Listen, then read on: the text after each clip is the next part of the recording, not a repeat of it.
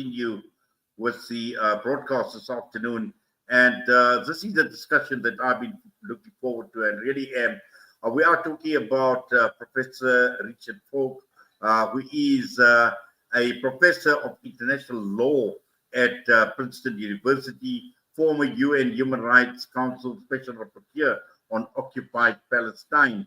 And what can we say about Professor Richard Falk? Because there's just so much that we can actually talk about. We can unpack the ICJ. He's co-edited a book which is titled Genocide in Gaza. There's just so much that I'm sure we can talk about, but we won't be doing justice in a matter of few minutes, but we will try and unpack as much as we can in the company of Professor Richard Falk.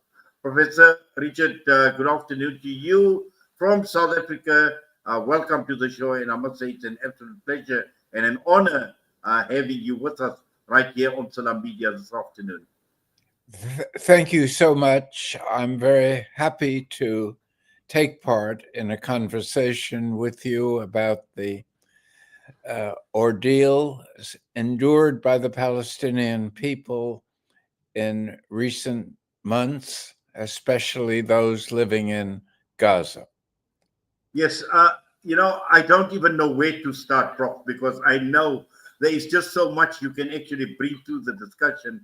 And perhaps, let us just talk about where we are at this point in time, particularly when you're looking at Donald Trump recently taking office, inviting Benjamin Netanyahu to the White House, talking about the ethnic cleansing of the people of Gaza, taking ownership of Gaza, breaking all international laws, because obviously this is your area of expertise, your area of speciality as well.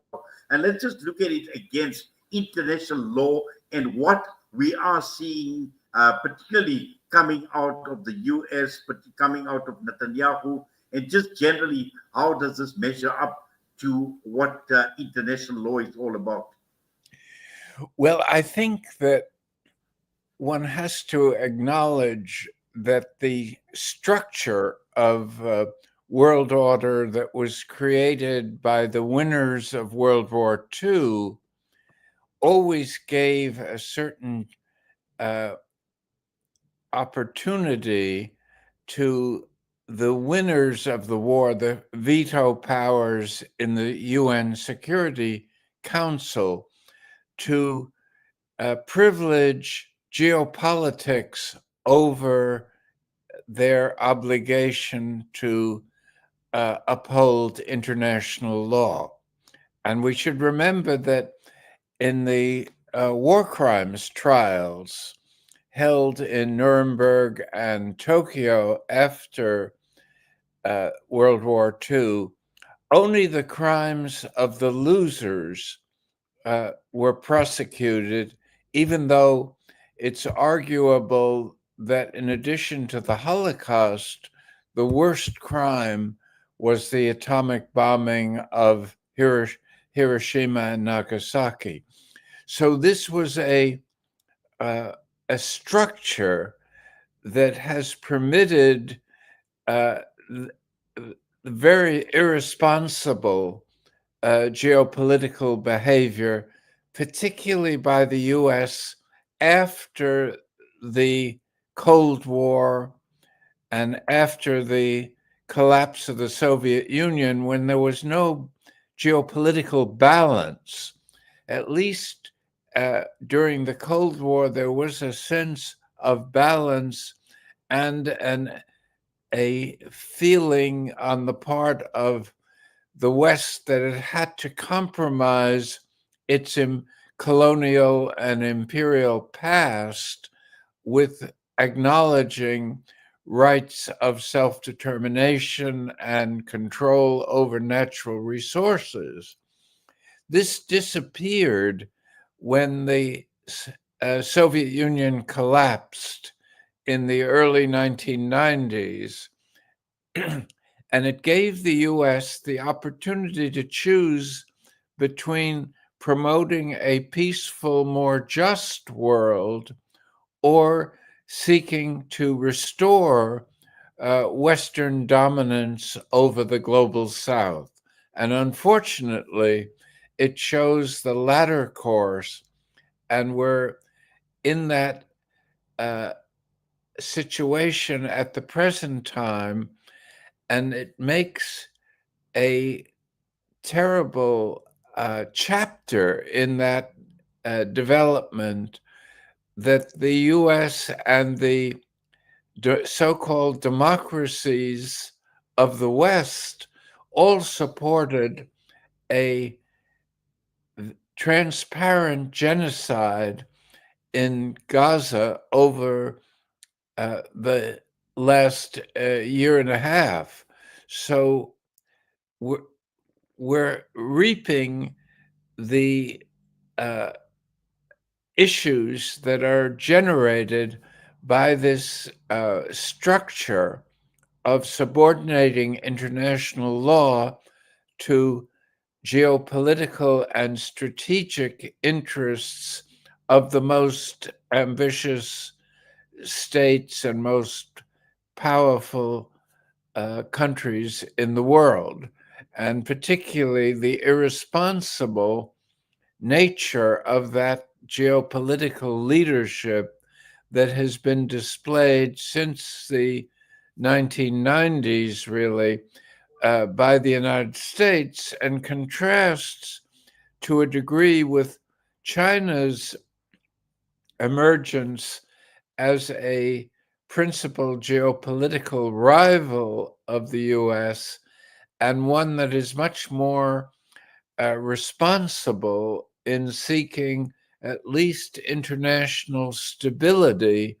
rather than pursuing through military means its special interests as a developing superpower.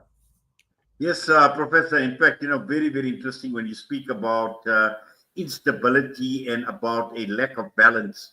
And when you speak about communism and which was termed the red peril at this point in time, and when the red peril obviously disappeared, we see this imbalance in this world order, and we've seen how this is actually materialized in the case of Gaza, in the case of the genocide in Gaza as well, imbalances to the extent where there is total lack of accountability, there is absolutely no responsibility, there are no repercussions. And I know South Africa has taken the case to the ICJ, but that is still not enough against the imbalance and the instability that is being created by this so-called new world order, or a superpower dominating global institutions, international law in each and every way and in each and every aspect. Yes, I would say that the ICJ performed better than one could have expected, and really provided a set of normative guidelines for at least protecting Gaza from the ongoing genocide. But what it also revealed was that the ICJ can declare the law in an authoritative manner, but it can't enforce it. That depends on the Security Council, and the Security Council is subject to geopolitical vetoes from the 5 permanent members, and particularly by the 2 European members and the US. It's not a representative group, those 5 countries, but they show that there is this enforcement gap when it comes to the implementation of international law, even in such an outrageous situation as was present in Gaza. And that's very discouraging. And in a way, leaves it up to civil society to mobilize global solidarity moves and initiatives that were effective in the struggle against South African apartheid. And I think many Palestinians with whom I've had contact are inspired and guided by the South African struggle against racism and apartheid as a structure, and also are reassured by the commentary of Nelson Mandela and Archbishop Tutu that South Africa itself will never be truly free until the Palestinian people achieve self-determination. And so there is that important linkage.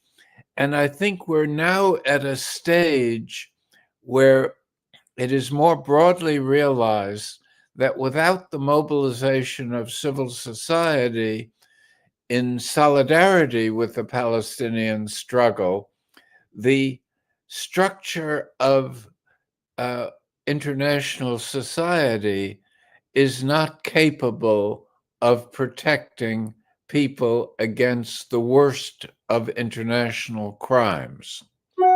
And that's a sad commentary. Yes, Prof. I think exactly. And I think this is, you're raising a very, very important point where we're talking about international law and the right to self-determination. But also at the same time, when we talk about what Donald Trump has been saying and Benjamin Netanyahu has been saying, where decisions are being taken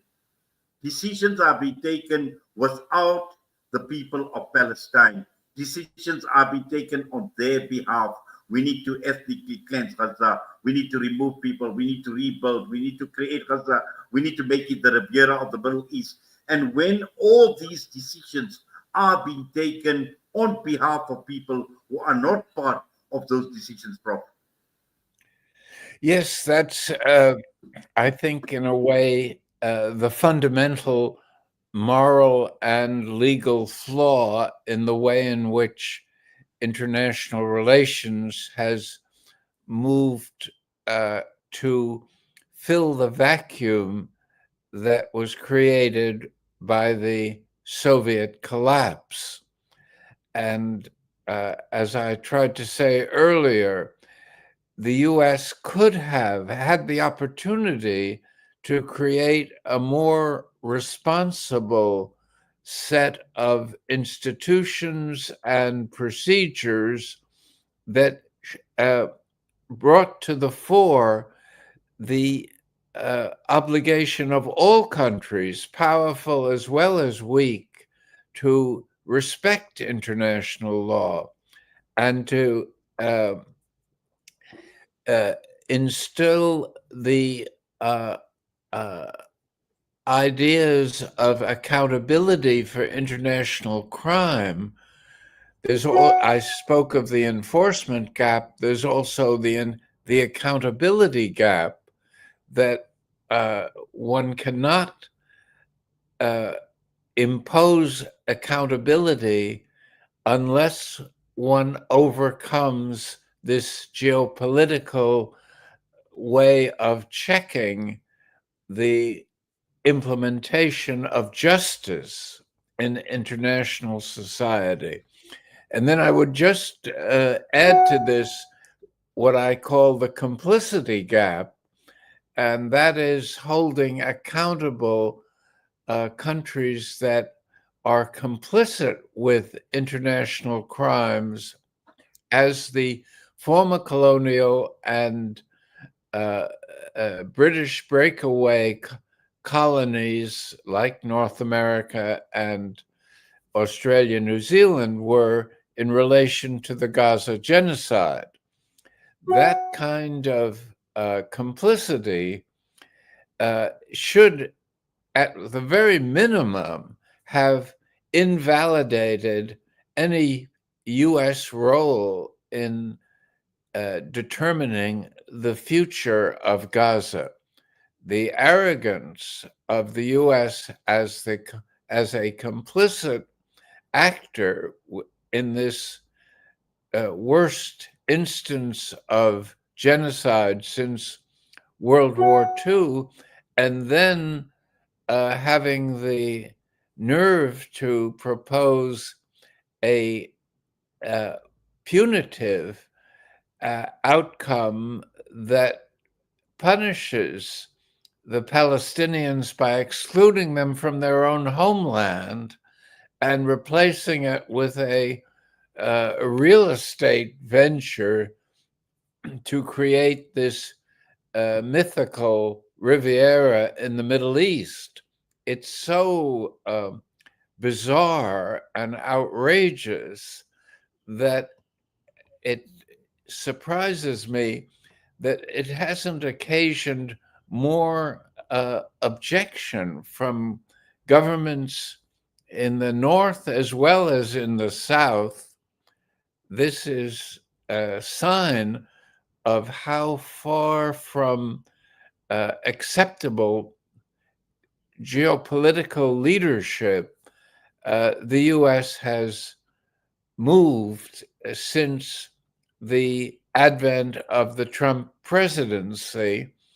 Not to say that Biden did very much better in relation to the ongoing genocide, which he fully supported. So both political parties in the U.S.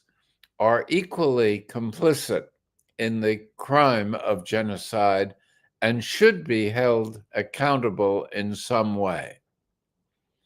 Well, Professor Richard Falk, I wish we had a lot more time. I believe we barely scratched the surface, of this discussion. There's just so much more that I'm sure, you and I can actually talk about. But unfortunately, time is of the essence. But hopefully, after the month of Ramadan, when we have a lot more time, when we resume to normal programming, we would have a lot more time with yourself as well. And hopefully, we also will get time to talk about this book that you've co-authored as well, Genocide in Gaza. So we'll hopefully, after the month of Ramadan, we will get in touch with you once again. Good. No, I appreciated your questions and commentary, and I think we're on the same page, so to speak, when it comes to these crucial issues. And thank you for having me as a guest. Thank you very much. We do appreciate your time as well. But all the best to you, sir. Please take care.